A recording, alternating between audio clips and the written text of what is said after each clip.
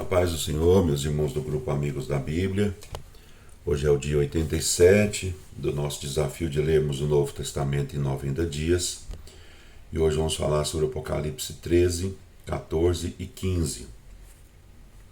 Apocalipse capítulo 13. Esse capítulo apresenta as duas bestas. Tenha em mente que a palavra besta não quer dizer que essas pessoas sejam animais. São pessoas que agem como animais. Elas não agem como seres humanos.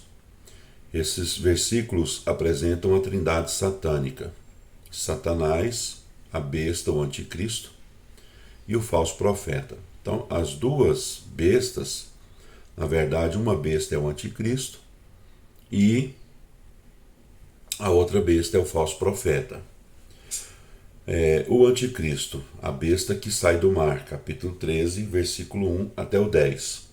O versículo 1 declara: Vi emergir do mar uma besta. O mar representa as nações, como também a areia do mar representa as nações. Até esse momento, o anticristo atuava pacificamente, fazia o papel de amigo de Israel. Agora, esse governante mundial está para revelar seu verdadeiro caráter satânico. A partir desse ponto, a besta torna-se o líder da Federação Europeia e trabalha em cooperação estreita com a igreja mundana. Apocalipse capítulo 17, vamos falar sobre isso. Ele fingirá obedecer aos sistemas religiosos apóstatas e usará isso para favorecer suas conquistas. Satanás deu-lhe poder para fazer prodígios. Segundo aos Tessalonicenses, capítulo 2, afirma que Deus permitirá que brote no mundo descrente a operação do erro. As pessoas não aceitam Cristo, a verdade, mas recebem o anticristo, que é a mentira. A besta blasfemará a igreja no céu e perseguirá o remanescente judeu crente na terra.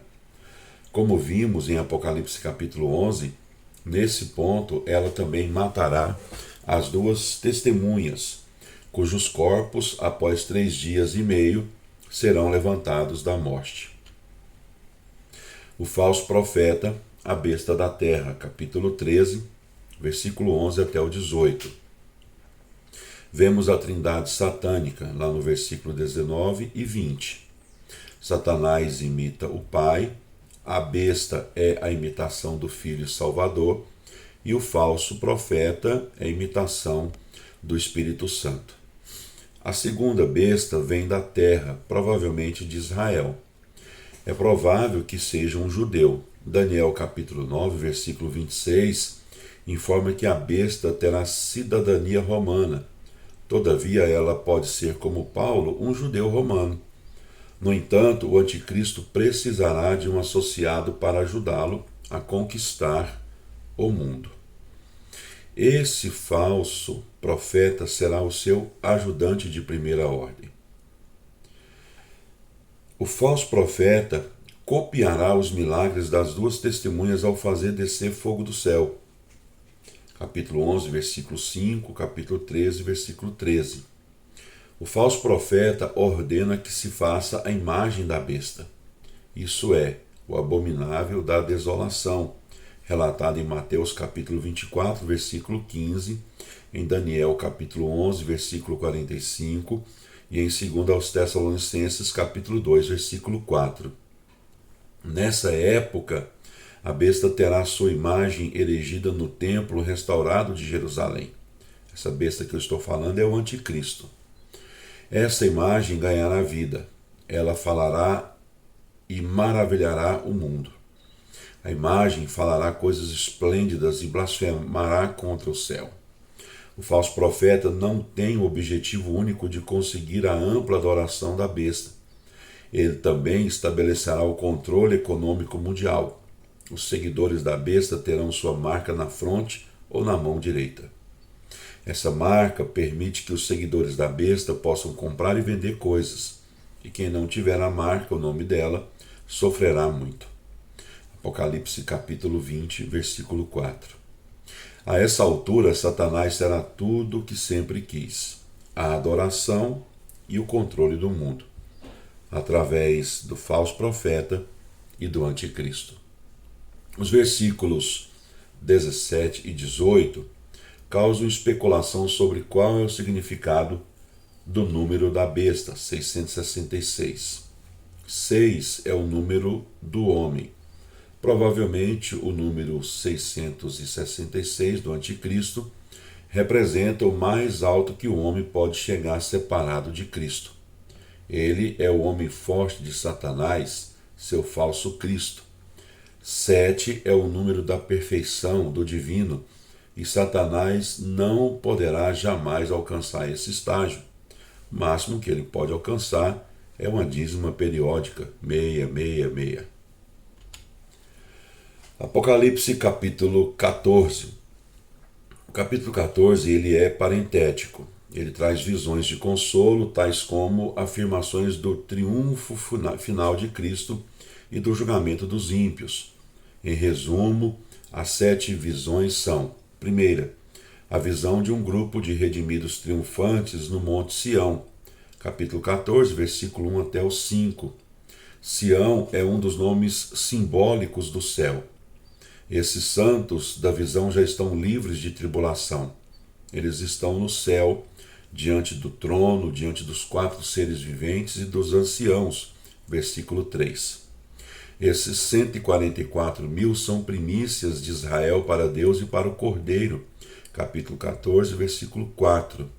Trata-se, pois, do mesmo grupo de 144 mil judeus selados vistos na terra, lá no capítulo 7. Segunda visão, a visão de um anjo proclamando um evangelho eterno. Capítulo 14, versículos 6 e 7. Trata-se de um anjo mensageiro da misericórdia de Deus, mesmo em meio aos juízos daqueles dias. Deus chama pela última vez ao arrependimento os habitantes da terra, que naquela época não serão tantos como se pensa, dizimados que foram pelos juízos anteriores. Naqueles últimos dias o testemunho angelical se ouvirá na terra. O anjo anuncia as boas novas do estabelecimento do reino de Deus entre os homens. Chegou a hora do juízo para que seja inaugurado o reino do Filho de Deus. A mensagem do anjo é a boa nova milenar que está para chegar à terra. Será pregado aqui na terra durante a grande tribulação, essa mensagem proclamando a chegada do reino milenial de Cristo. A terceira visão é a visão de um anjo anunciando a queda da Babilônia, capítulo 14, versículo 8.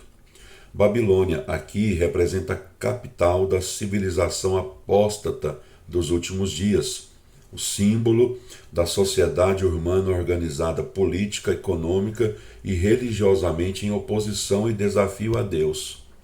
A queda da Babilônia, anunciada aqui, está descrita no capítulo 17, versículo 1, até o capítulo 18, versículo 24.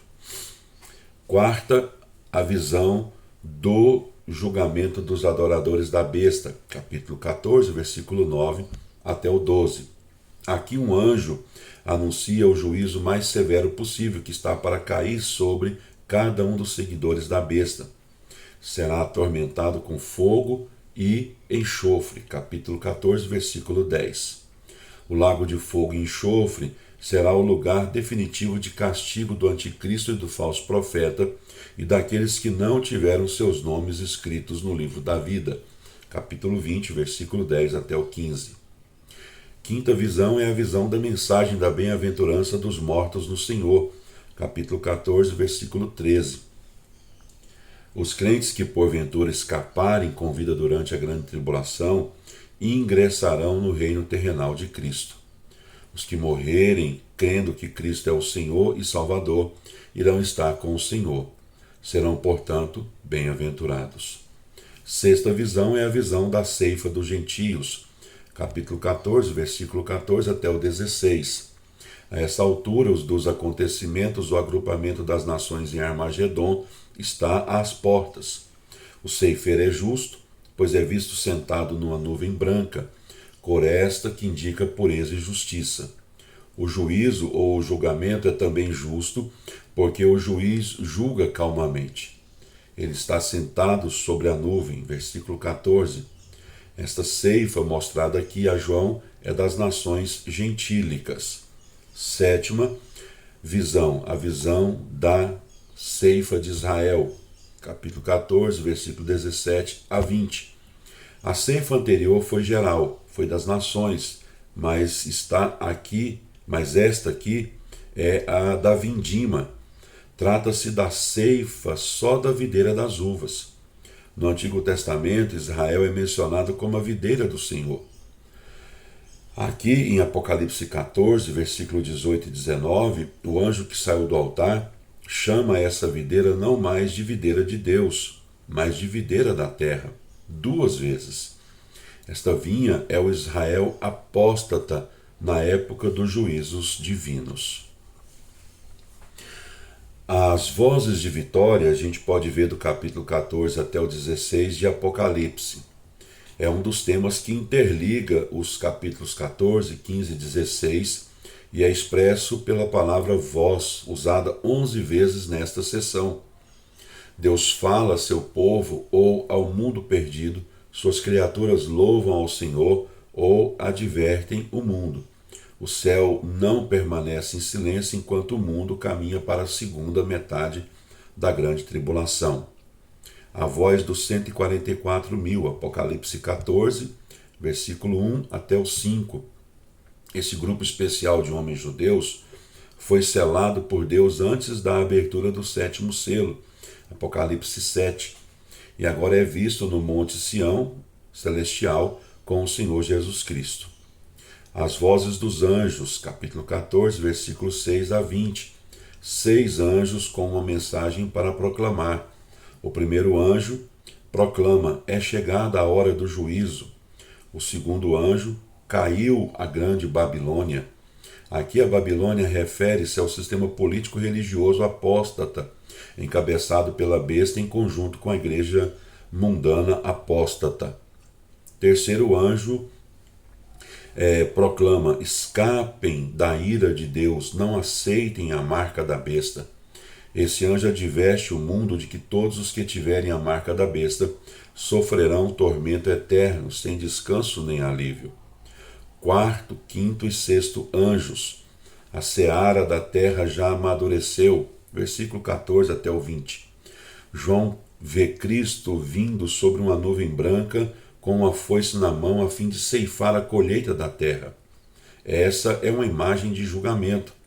Depois surgem outros 3 anjos, o quarto, quinto e sexto anjos, com foices nas mãos, e isso fala do prenúncio do Armagedon. Temos aqui também a voz dos vencedores, Apocalipse capítulo 15, versículo 1 até o 4. Aqui João vê 7 anjos preparados para agir, segurando 7 taças da ira de Deus. Mas antes dos anjos derramarem os julgamentos, há um interlúdio de bênção.